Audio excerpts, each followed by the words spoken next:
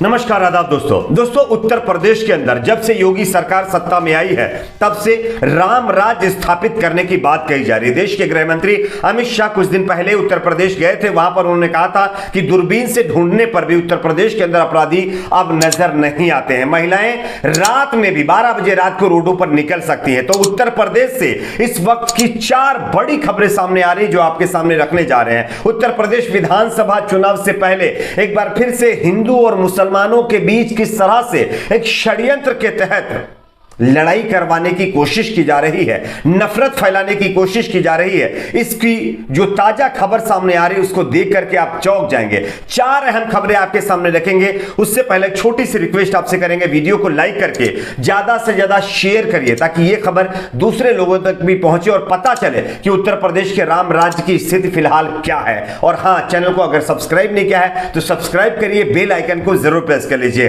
गृह मंत्री अमित शाह जी की दूरबीन और उनके द्वारा देखी जाने वाली दूरबीन की जो चीजें हैं वो शायद नजर ना आए, लेकिन उत्तर प्रदेश में जो कुछ भी हो रहा है वो बहुत चिंता वाली बात है और पूरे देश के अंदर इसका असर पड़ता हुआ नजर आ रहा है। विधानसभा के 5 राज्यों के चुनाव आने वाले, इससे पहले खबर आ रही है दोस्तों उत्तर प्रदेश से, जहां पर एक और जूना अखाड़ा के बाबा महामंडलेश्वर यतीश्वरानंद गिरी का विवादित बयान मुसलमानों को लेकर के आया है। आप सभी जानते होंगे हमारे देश में मुसलमानों को लेकर के कई तरह के हिंदू संगठन किस तरह से अपना प्रोपेगेंडा फैला रहे हैं, किस तरह से लोगों को और लोगों के बीच नफरत फैला रहे हैं। आपको हम खबर भी दिखा रहे, देख सकते हैं जूना अखाड़ा के ये जो बाबा जी आप देख सकते हैं, महामंडलेश्वर हैं, इनका नाम है यतीश्वरानंद गिरी। इन्होंने बयान दिया है कि मुसलमान जो भारत का मुसलमान है उसको भारत में रहने का अधिकार नहीं है। महामंडलेश्वर ने इतना ही नहीं, आगे कहा कि हिंदू और मुसलमानों की संस्कृति जो है एक नहीं हो सकती, फिर हिंदू मुसलमान भाई भाई कैसे हो सकता है। यानी कि बाबा के द्वारा हिंदू और मुसलमान जो हमारे देश के भाईचारे को रख करके आगे बढ़ रहे हैं, उनको आगे बढ़ना नहीं चाहिए। हिंदू और मुसलमान का भाईचारा खत्म हो जाना चाहिए। उन्होंने आगे कहा, यानी कि इस बाबा ने आगे कहा कि मुसलमान भारत को रोज गाली देता है, मुसलमान से अब वोट का अधिकार भी ले लेना चाहिए। मुसलमान भारत में शरणार्थी बनकर रहें, ऐसा कानून बना देना चाहिए। यतीश्वरानंद से ने जो है ये बयान यूपी के संभल में दिया है, जहां पर ये एक जनसभा को संबोधित कर रहे थे। अब आप बताइए, योगी जी कह रहे हैं कि हम दंगे नहीं होने देंगे, गृह मंत्री जी कह रहे हैं कि आप दूरबीन से भी कोई अपराधी नजर नहीं आता है। क्या आपको नहीं लगता कि यतीश्वरानंद गिरी का ये जो बयान सामने आया है, इनके इस बयान से न जाने कितने लोग गुमराह हो जाएं, न जाने कितने लोग एक विशेष समुदाय से नफरत करने लगे, क्योंकि ये एक धर्म को रिप्रेजेंट कर रहे हैं। और जब एक धर्म को रिप्रेजेंट करने वाला व्यक्ति ही इस तरह के बयान देगा, इस तरह की बयानबाजी करेगा, तो उसके फॉलोअर्स या उसको मानने वाले लोग क्या सोचेंगे, जरा आप कल्पना करिए और सोचिए जरा कि आगे क्या होने वाला है। खैर, इतना ही नहीं, उत्तर प्रदेश के राम राज्य से एक और खबर सामने आ रही है। आप सभी जानते होंगे अयोध्या में बाबरी मस्जिद का विवाद खत्म हो गया। सालों से जो हिंदू मुसलमान के बीच एक मसले को लेकर के कहीं ना कहीं नफरत थी वो खत्म हो गई, लेकिन इसको फिर से कुछ लोग जो है लोगों के दिलों में भरने की कोशिश कर रहे हैं।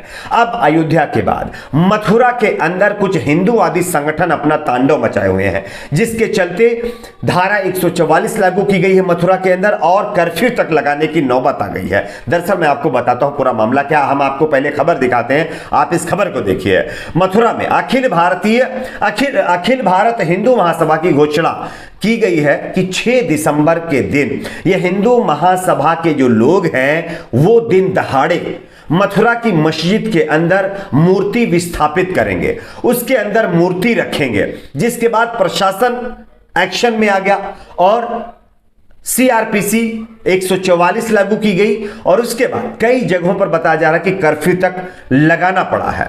जिला अधिकारी नवनीत सिंह चहल ने कहा है कि मथुरा में किसी को भी शांति भंग करने की इजाजत नहीं दी जाएगी। सीआरपीसी की धारा 144 लागू होने के बाद एक क्षेत्र में 4 या उससे अधिक लोगों को इकट्ठा होने की इजाजत नहीं है। आपको बता दें कि हिंदू महासभा के अलावा एक और दक्षिणपंथी संगठन जिसका नाम नारायणी सेना बताया जा रहा है, इन्होंने कहा था कि वह मस्जिद को हटाने की मांग को लेकर के विश्राम घाट से श्री कृष्ण जन्मस्थान तक मार्च निकालेगी, जिसके चलते नारायणी सेना के सचिव को फिलहाल हिरासत में लिया गया है और उसके बाद धारा 144 लागू की गई है। अब आप बताइए कि उत्तर प्रदेश में गृह मंत्री कह रहे हैं कि लॉ एंड ऑर्डर हम बिल्कुल खत्म नहीं होने देंगे। योगी जी कह रहे हैं कि हमने राम राज्य बसा दिया है। क्या आपको लगता है कि राम राज्य के अंदर इस तरह से एक विशेष समुदाय को लेकर के कभी माहौल बना था? क्या राम राज्य के अंदर इस तरह से एक खौफ पैदा करने की कोशिश की गई थी? कभी नहीं।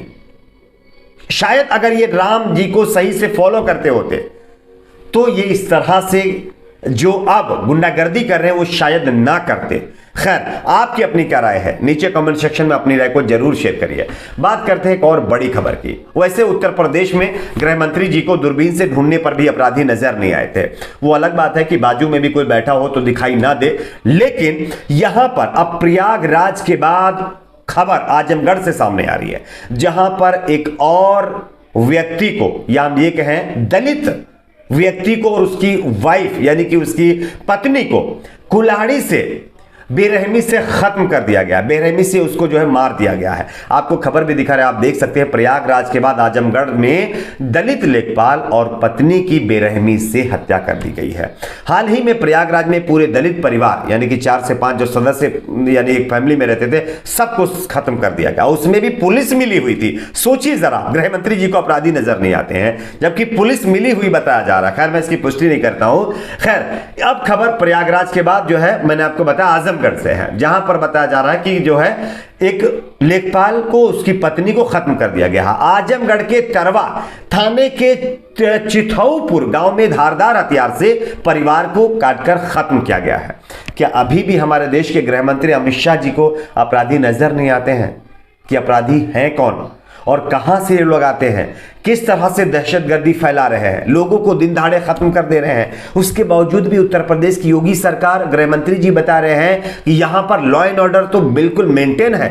अपराधी तो अब पता ही नहीं है, उत्तर प्रदेश या तो छोड़ चुके हैं या यहां से चले ही गए हैं और राम राज्य स्थापित करने की बात कही जा रही है। क्या आपको लगता है कि राम राज्य के अंदर से इस तरह की तस्वीरें कभी देखने को मिली थी या कभी देखने को मिलेंगी? लेकिन चुनाव है तो झूठे दावे चाहे आप जितने भी कर लीजिए, लेकिन झूठ जो है वो मतलब आप छिपा नहीं सकते, वो कभी ना कभी उजागर ही हो जाता है, जिस तरह से अब उजागर हो रहा है। खैर, आप लोगों की अपनी इस पर क्या राय है नीचे कमेंट बॉक्स में जरूर बताइए। वीडियो को लाइक, शेयर, चैनल को सब्सक्राइब जरूर करें।